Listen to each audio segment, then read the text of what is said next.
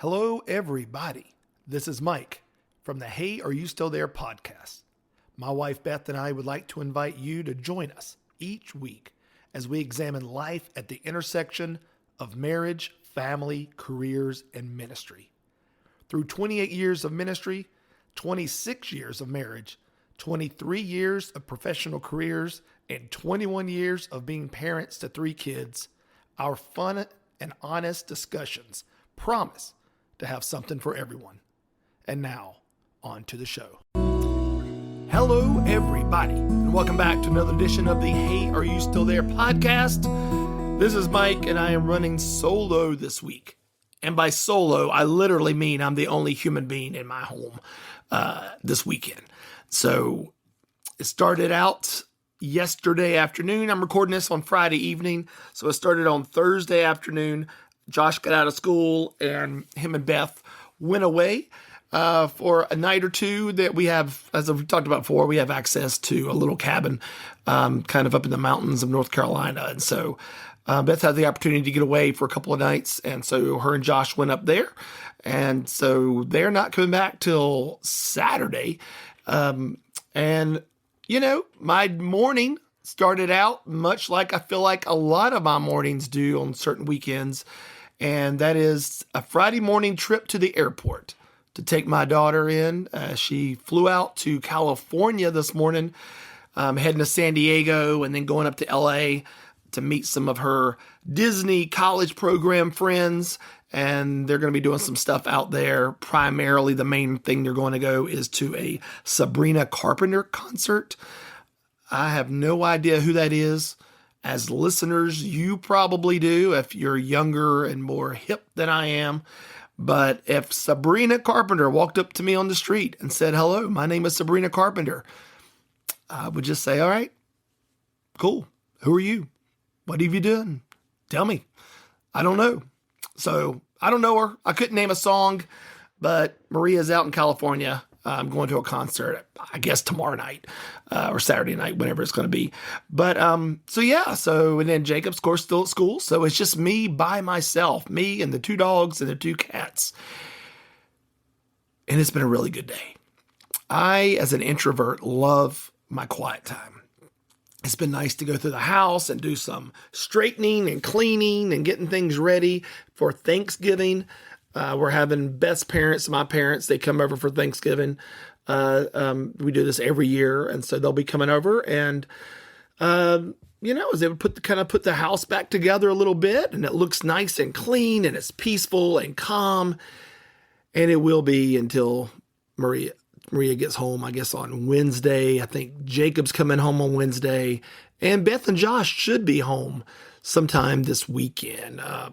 Saturday, I think. So anyway, I got the house to myself for another, 24 hours or less. But little adventure Beth and I took. I was able to mark something off of my Big 12 list this past week. Her and I went to Asheville, North Carolina. She had gotten us tickets to Biltmore and the Biltmore House, and specifically the Christmas at Biltmore. They do this every season. I guess it starts sometime around the 1st of November and runs through Christmas. And they are open at night 4 or 5 nights, I guess, a week, maybe 4 nights a week. And they have, it's all lit up, and they have live music. And all the rooms, of course, are decorated for Christmas, which you can see anytime throughout the Christmas season going to Biltmore. But at night it's candle lit, and it's really pretty, and all the lights are just gorgeous. And even the recordings are a little different, as you listen to the recordings that they give you, the little, transmitter that you can push in a couple buttons, whatever room you're in, it talks to you and tells you what it is. Even that's tweaked, and a Christmas theme is in there, and it talks about Christmas time at the Biltmore. The Biltmore is an incredible house. I know it's like world famous, built by the Vanderbilts, and it's just it's something to see. And it's a huge chunk of land. It takes a while to get from one side to the other, even driving a car. But anyway, we went up and went to Biltmore Christmas, and it was a lot of fun. And while we were up there, One of the things that was on my bucket list for my Big 12 for this coming year was to go to Mount Mitchell. Mount Mitchell State Park and Mount Mitchell itself is located about 30 miles northeast of Asheville. It is the tallest mountain east of the Mississippi. It's like 6,687 feet or something like that. So obviously not a huge mountain. If you've been out west, if you've been to the Rockies, Alaska, or even California, but for us, it's pretty good size. And so Mount Mitchell is the tallest mountain east of the Mississippi. I'd always wanted to go. I never have, which is kind of crazy since it's right here in our backyard practically. But I figured since we were going to be in Asheville at the Biltmore, I wanted to take some time and go up there. So we got there kind of early in the morning, and it was just incredibly foggy. I mean, visibility was zero. It was crazy how foggy it was. And we got up to the top, parked, went up to the pinnacle. They have a little area up there. We can kind of, I guess on a clear day, you can see all kinds of stuff. But it was pretty foggy. But they have a hike on top of the peak. And so we did that hike. It was gorgeous. It felt like you're in another planet. I made the comment to Beth that it felt like we were walking through the jungle in the forest at Endor, if you're familiar with the Ewoks and Star Wars and specifically Return to the Jedi. But that's what it felt like. I mean, it was just gorgeous. And so we did a hike up there and then came on back down and then went to Biltmore. But man, it was awesome. So that was it. So I wanted to go to Mount Mitchell. I wanted to say I've been to the tallest mountain east of the Mississippi, and now I've checked that off my Big 12. One of Beth's Big 12s was that she wanted to visit 3 North Carolina state parks that she had never been to. There are, I believe, 41 state parks. We've probably been to 25% of them. I'm guessing we've probably been to 10 or 12. But so on the way there, I surprised her, and we stopped by South Mountain State Park, which I think normally would have been in a pretty amazing state park. There's a pretty big waterfall that you can hike up to and see, but it's still out. I guess the bridges over the water is down, the creeks, the river, whatever, and the way up to the actual waterfall is down still because of Hurricane Helene from over a year ago. So they've cleaned up a lot of it. We were able to do some hiking along the river and saw some cool stuff, but got to the Cascades and whatnot, but we weren't able to go up to the waterfall, and that part was kind of disappointing, but I kind of knew that going in. But anyway, she liked it, so she was able to check that state park off her list. Then we went to Mount Mitchell, obviously, a state park. She was able to check that off her list. And then on the way home, there was another state park, Lake James State Park, kind of near Morganton, North Carolina. We pulled off there and did a hike there. And so hiked about 4 miles or so, 4.5, 5 miles, I guess. I don't know. And so I was able to mark off Mount Mitchell. She was able to mark off the 3 state parks that she went to. And all 3 state parks were great. And so it was a productive couple of days. I'm able to knock some things off our list. Asheville as a town. Asheville's kind of a weird town to me. It is, it's incredibly trendy for a mountain town in North Carolina. And I know there's a lot of people who go to Asheville for their honeymoon. There's a lot of people who vacation there. Obviously, you got Mount Mitchell real close. You got the Smoky Mountains is fairly close. The Blue Ridge Parkway runs right through it. Asheville is known right now, man, for breweries. There is so many breweries in Asheville. We did a tour of Sierra Nevada, and it was amazing. The place is just beautiful. Their brewery and the tour, it was just great. We did that. They're famous for their chocolate there in Asheville. Lots of little chocolate shops. It's definitely a great food town. All kinds of amazing restaurants. Michelin star restaurants. It's great. So you have this incredibly trendy upscale. It's probably very expensive to live in Asheville, very expensive. And you got this upscale town, and then you've got, man, just some parts that have just really been neglected as a town, and it's unfortunate. And I don't know what they're doing there to help some of the unhoused population. It doesn't seem like they're doing enough. You feel for some of the folks that we saw, the men and women. And I always said, look, if I was going to be unhoused, I would find my way somehow to Southern California. Because if you're going to be unhoused, you might as well live in a place that's like sunny and 75. Why you would eventually land and stay in a town like Asheville with all the hills and the cold weather and such, I don't know. I don't know. I wish I had an answer for that. And maybe they have an answer. Maybe they can't leave or don't want to leave, and that's fine. But there's a lot going on there. I mean, I just feel like, I don't know. For a town that has as much wealth as Asheville has, there's a lot of need.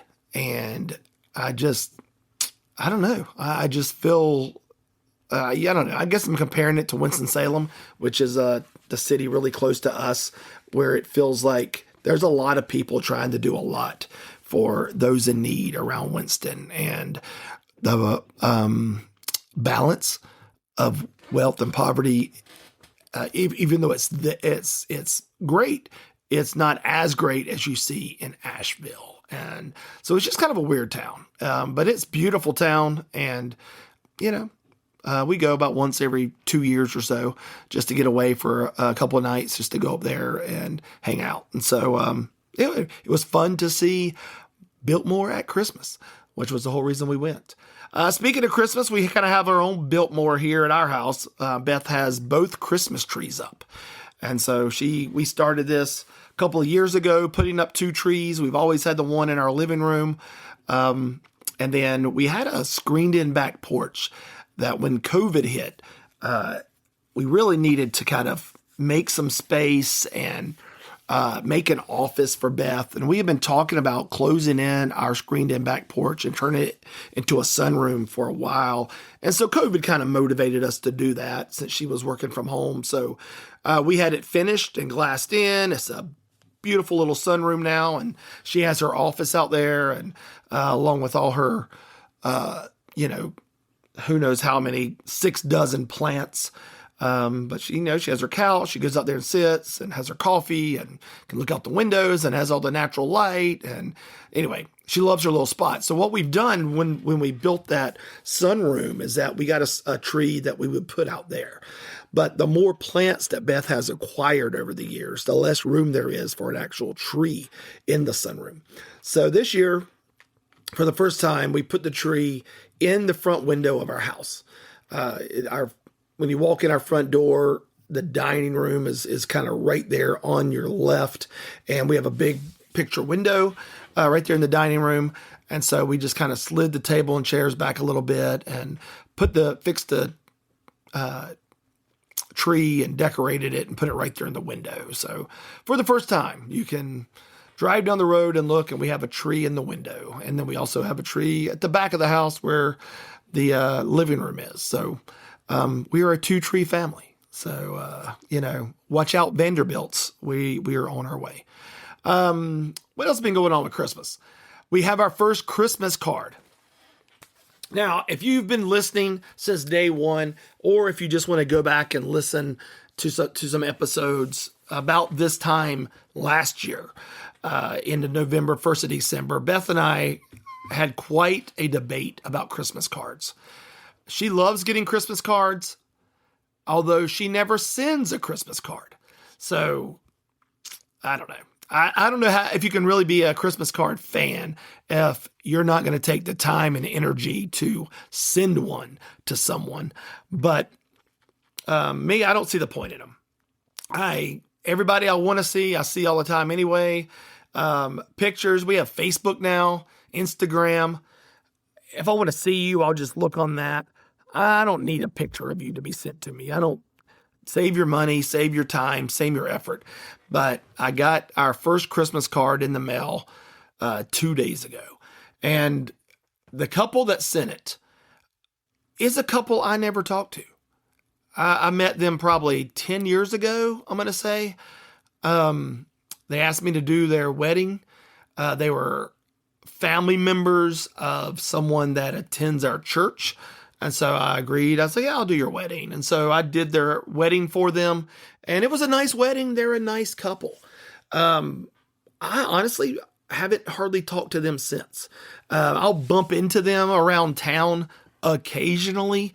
I'll see them out somewhere like Target or whatnot and say, hey, but I don't, that's it. Like, they've never come to our church. I never hear from them any other time.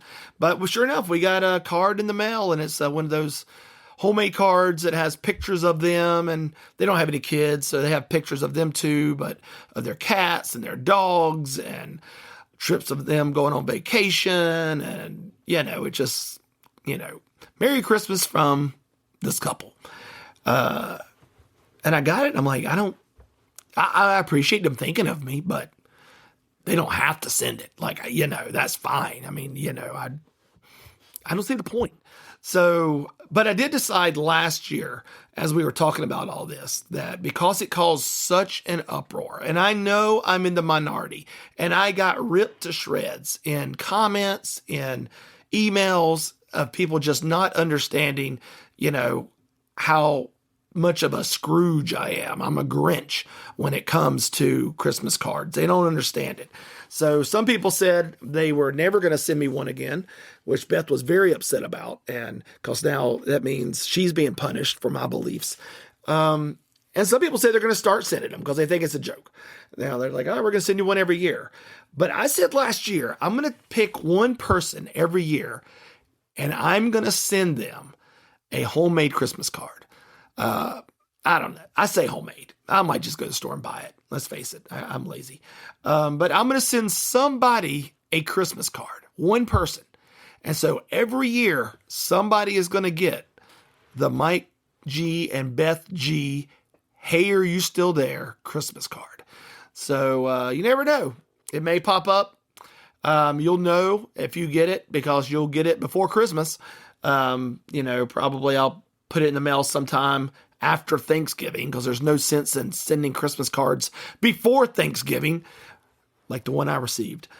But, so I'm going to send out one. So, you know what? If you're in that group that sends Christmas cards to everybody, God bless you. If you are thinking about sending me one, and Beth, you don't need to. We see you. We know you. We'll catch up with you on Facebook. It's okay. You don't need to send it. So that's about it. That's kind of brings us up to speed on where I'm at today. But I did want to talk about a subject that Beth said that she would never talk to me about on the show because she thinks it can be controversial. And I'm all about some controversy. And I don't mind putting myself out there. And so I'm going to go ahead and say this. From this point on, the views expressed by myself, Mike, do not represent Beth. Beth and I argue about these all the time. And by these, it's the things that I'm about to share with you, these ideas that I have. But the day that this podcast comes out is Saturday, November 22nd. Now, let's go back in time. November 22nd, 1963, two events happened in that day. One event was the death of C.S. Lewis. C.S. Lewis passed away that day, November 22nd, 1963. C.S. Lewis of the Chronicles of Narnia fame, all the books he wrote, The Four Loves, or just all kinds of stuff. C.S. Lewis is one of these guys that when I read quotes by him, I'm blown away. And it sounds like the most brilliant stuff I've ever heard. And it is. But then I sit down and try to read one of his books. And I'm just not that smart. Like, I just can't. Like, I read it and I'm just like, man, I've got to put this down. I'll read a page and I just have to like think about it and try to figure out what exactly was he just saying. Or I find myself reading the same paragraph over and over, trying to grasp whatever it is that C.S. Lewis was trying to express in that chapter or on that page or in that book. So C.S. Lewis is brilliant and, one of the great authors of our time. Born in 1898, passed away in 1963 at the ripe old age of 65. And the day he died, November 22nd, 1963, his death was overshadowed by another death. And that was the death of John F. Kennedy. That is the day of the Kennedy assassination. And so that's, today. That's the day this podcast comes out, is the anniversary of the death of John F. Kennedy and his assassination. And so it got me thinking, man, there's not a better time than today to kind of come out with this podcast. So go ahead and put on your tinfoil hats as we are going to unpack some famous conspiracies and get my take on them. I love a good conspiracy. And there's times when I'll share conspiracies with Beth, but she's too much of a thinker. She has too many questions. I'll say, hey, look, this is what somebody thinks. And then she just starts drilling me and like, well, what about this? What about this? What did they say? I'm like, I don't know all of those things. Like, I'm not an expert in this one conspiracy. I like to dabble in a bunch of conspiracies. And I'll dabble in conspiracies just enough to form an uneducated opinion. And I'll just kind of stick with that until somebody proves me wrong. And so there are some conspiracies that I went through, and I made a list of 6 or 7. I don't know if I'll get to all of them, but these are primarily conspiracy theories that are extremely famous. And since today is November 22nd, let's talk about this one. Who shot JFK? Who shot JFK? So here's what I'm going to do with these conspiracy theories. I'll pose a question and then I'll give my answer. And my answer is going to either be no, possibly, probably, or yes. So as we go through these conspiracies, any question I ask will be rhetorical and it'll be for you guys to think about too. But I will give my answer. No, possibly, probably, or yes. So, JFK. Do I believe that the JFK assassination was as we have been told by the U.S. government? No. Do I believe there was that Lee Harvey Oswald acted alone? No. Do I believe there was others behind the scenes pulling the strings? Yes. Do I think there was another country involved? Remember at the time you had Cuba and JFK was not doing a lot to make friends with them. And so there's some thoughts that maybe Cuba had some part of the assassination. Possibly. What about Vice President Johnson? There's thoughts that maybe he had something to do with it because he wanted to be president and he was, I guess, more able to be controlled by the powers that be than JFK was. I think that's probable. But do I think the JFK assassination was an inside job? Absolutely yes.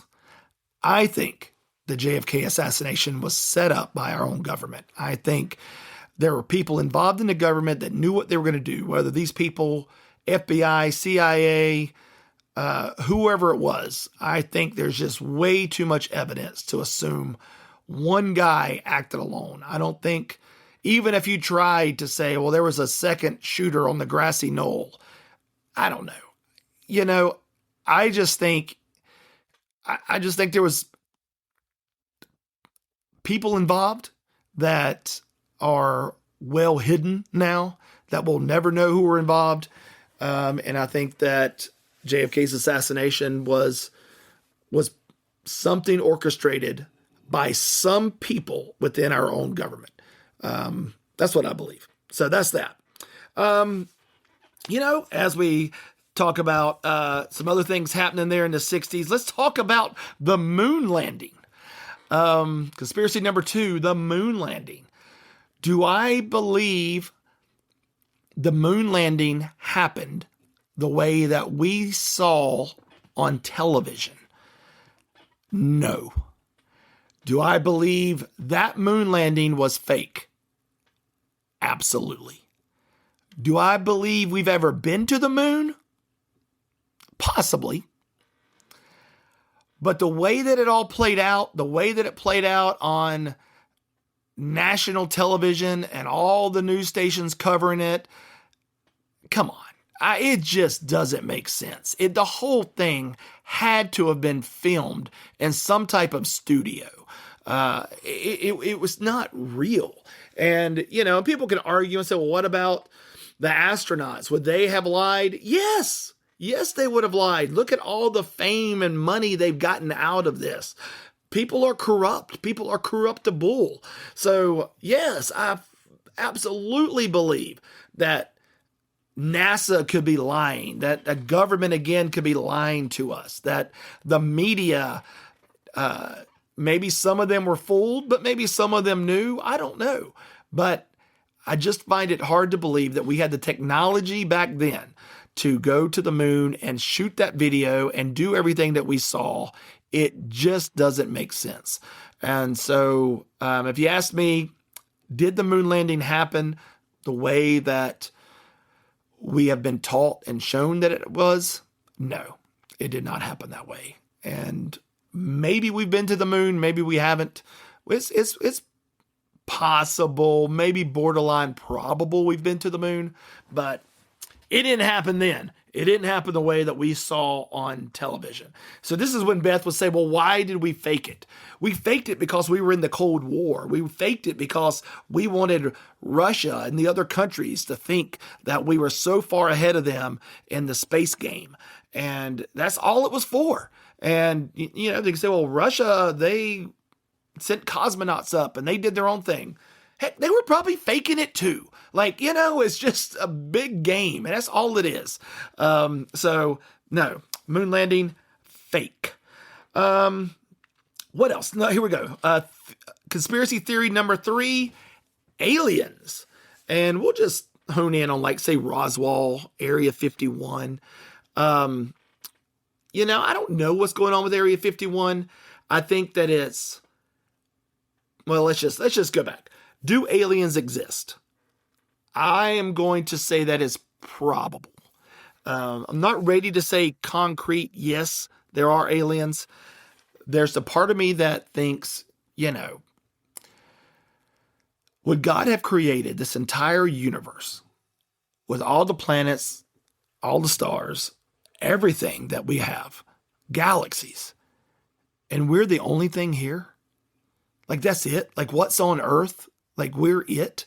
I just think if God's going to go through the trouble of make all this, why is he not making other stuff too? And so, I think that there could be aliens. It's probable. Now, would we have seen some by now? I would have thought so. But who knows? Maybe that's what's in Area 51, and that gets me to there. Area 51 is one of two things. It is either a place that has recovered alien artifacts, ships, alien bodies, whatever you want to call it, and it's stored there in Area 51. Or Area 51 is the studio and the soundstage where the moon landing was filmed. I think it's one of those two things. I don't think that they would keep it as protected for all these years if it was anything less than that. So I think Area 51 either has aliens or it has a fake moon inside of it. Roswell. Beth and I and Josh had the opportunity to visit Roswell a couple of years ago. And you guys can read up. I'm not going to go through the whole Roswell thing, but there was a UFO crash. There was a farmer or trucker that ran across it that supposedly saw the crash, saw the men, was eventually approached by government officials and kind of told to stand down, don't open your mouth, spooked him enough. His daughter actually runs the museum there in Roswell, and we got to talk to her, and she is obviously absolutely convinced her dad experienced an extraterrestrial. And she talked to us about how her dad changed after that, and just from who he was to what he experienced changed his life, and she's convinced that what he saw was real. And so, aliens, alien conspiracy. Do aliens exist? I'm going to say probable. Not quite all the way yes yet, but I'm going to say it's probable. They do exist. Let's see, what else? Here we go. Conspiracy. That was what, number 4, 3 or whatever it was. All right, next one. 9/11. This is where things are going to get a little sideways, and this is where Beth would be like, I am not talking about this. Did 9/11 happen the way that we were told it happened? Absolutely not. I think, for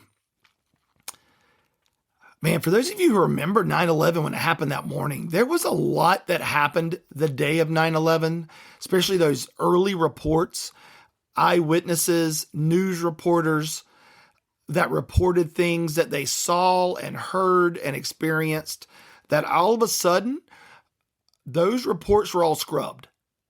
You can still find those if you dig through the internet, but they're not out there in the mainstream like they used to be. Reporters that said that they heard explosions in the Twin Towers. That was not a plane crash. The planes hit the Twin Towers, absolutely. But was there detonators inside the Twin Towers? I think it's very probable. I think that's exactly what brought that building down. I think there's been enough engineers that have talked about how even as large as those planes were, as much fuel as they had on them, should not have brought down those two buildings the way that they did, that it was a controlled drop. And then you've got Building 7, which nobody talks about, the third building that came down, that nothing hit. And when you can find video of that, it also looks like what you would see from a controlled demolition. So did 9/11 happen the way they said it did? No. Was it an inside job? I think it was. I went on this from possible to probable, and now I'm at yes. Are you noticing a theme here? I don't trust the government. The older I get, the less I trust our government. And I don't know. I don't think I'm getting crazier. I just think that as you get older, you start to realize that a lot of what we're being fed, whether it's through mainstream media, TV, print, internet, whatever, we're just being told what to believe. We're not actually seeing facts like people used to see facts. When you dig deep and see that the vast majority of all news agencies, all television stations, all print forms are all owned by just a couple of corporations, they control the news. They control the narrative. And that's the narrative that we get fed. And so I think that's kind of what happened here at 9/11. They controlled this narrative. And now after, 20 some years, it's over and over again, we're fed the same thing to the point that you believe it. But you go back and you ask yourself, you look at the Pentagon. There's no way a plane hit the Pentagon. There's even one of the first reporters said a missile hit the Pentagon. And now we're supposed to believe this plane hit it, and the plane completely evaporated, that it disintegrated, that there's nothing left of this plane. And not one human saw this plane fly into the Pentagon. It's just crazy to think. So it was some type of inside job. And this is where Beth would dig deep. Well, why did they do this? Who was it? What did Bush know? Did Cheney know? Who knew? I don't know. I don't have any of those answers. Maybe it was to go to war. Maybe it was, who knows? I don't know the why, but I definitely believe we've been fed a bunch of lies when it comes to 9/11. Let's see. I got two more or maybe at least one more that I'll look at here. We'll do two more. We'll do two more conspiracy theories.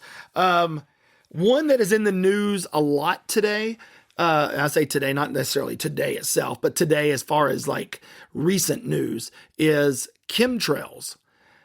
These are the clouds that you see in the sky that everyone used to assume, oh, that's just vapors from a jet that flew by. And for the longest time, it didn't make sense to me. Like, what is that? And the more you start to read and the more you start to understand, you realize that the government, the worldwide governments, have the capability to alter the weather. And they alter the weather through these chemtrails. And they denied it for years, even though there was memos and briefs that were released, by whistleblowers and the government agencies that showed that they were experimenting with weather patterns and weather modifications. But then a couple years ago, and I think it was in Dubai, Dubai flooded. Why would Dubai flood? Well, it came out that they were doing chemtrails to try to get some water into the clouds so that it would help this drought that was going on over near Dubai. And and something was off and they did too much and it actually caused flooding. You go do some research, look at some stuff in the last few years before just about any natural disaster as pertains to, like I say, a hurricane. Days before it, there's chemtrails. The hurricane, which made its way, Hurricane Helene, which made its way up through the Appalachian Mountains, through Georgia and South Carolina, up through Western North Carolina. There's reports that chemtrails were strong the week before that. And they knew this hurricane was coming and they knew this storm was heading that way. Why are they trying to alter anything in the atmosphere? It's just crazy. And so Florida, love him or hate him, DeSantis in Florida, the governor there, he ain't afraid. He'll be on the wrong side or right side of history. And in one way or the other, he is not afraid to take a stand. And he took a stand and has banned chemtrails in Florida. And so I don't know what that means. I don't know what that's going to look like. But, as the governor, I know that he's pushed for legislation by his state to get chemtrails out of the state of Florida. So those things can't happen anymore. There's no telling what they're releasing. Even best case scenario, if they're releasing these chemicals to help modify weather in a good way, it's still chemicals. It's still in the clouds. Whatever we get from the dew to the rain to the wind, any of that stuff is not good for us. And so chemtrails bad. Do I think the government is using chemtrails to alter weather patterns? Yes, absolutely I do. Now, the last conspiracy theory, and this is one that I'm kind of coming around on a little bit. And this is the one I'll probably catch the most grief on. I don't want to say coming around. I'm not there yet. I'm going to go ahead and tell you, I'm saying it's possible I'm not saying it's probable. I'm not saying yes. I'm just saying it's possible. And that is the flat earth theory. Is the earth flat, as we would call it, or is it a globe, a round ball like a basketball spinning in the in the galaxy? Is that where we're at? Obviously, we grew up, making fun of folks that, like Christopher Columbus, set out to prove the world was round, and everyone back then thought the world was flat, and look how foolish they were. And now we've discovered it's round, and we've been told that it's round, and all the reasons why it's round. But there is definitely a surge of momentum with folks that are now questioning some of that. Even scientists that are saying, hold on, not so fast. It may not be exactly what we've been led to believe or what we've always assumed as far as the earth. The flat earth theory, I'm going to be honest with you. I can't answer every question. I don't know everything about it. There is obviously an ice wall. There's something going on with Antarctica. Take the globe, cut it in half, spread it out like a map.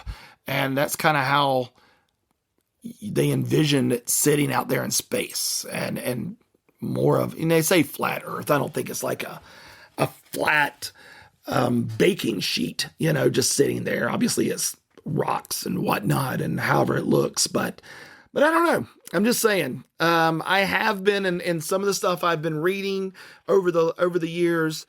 The needle has moved from no, there is no such thing as flat earth. This theory is ridiculous and impossible to, okay, it's possible. So, whatever that percentage may be, for me, 1% is possible. It's got to get over the 50% mark to be probable. So if you were to ask me, Mike, is the earth flat? I would say there's at least a 1% chance that it's flat. 99% chance is just like we've been told. It's a big round ball, and everything that we've been taught and trained to believe is the truth. And, but there's 1% of me that says, I don't know. Maybe not. So there you go. That's the big conspiracies. And those are, like I said, Beth does not endorse any of these conspiracies. I'm not even going to say she believes any of these. I don't even know if she's even on the possible. She might be possible on some of them. JFK, I think she does believe aliens exist. Let's see here. The moon landing, I think she believes happened.